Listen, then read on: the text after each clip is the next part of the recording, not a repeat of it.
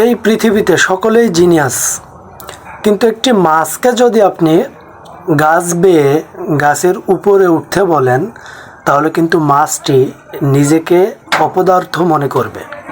কারণ মাছ কি কখনো গাছে উঠতে পারে না।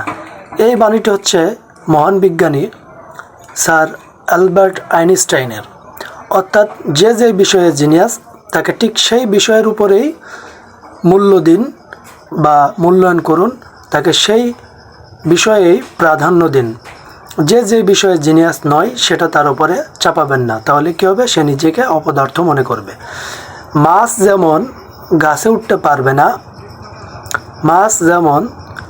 উঠতে পারবে না, ঠিক তেমনও পাখিও পানিতে বাস করতে পারবে না।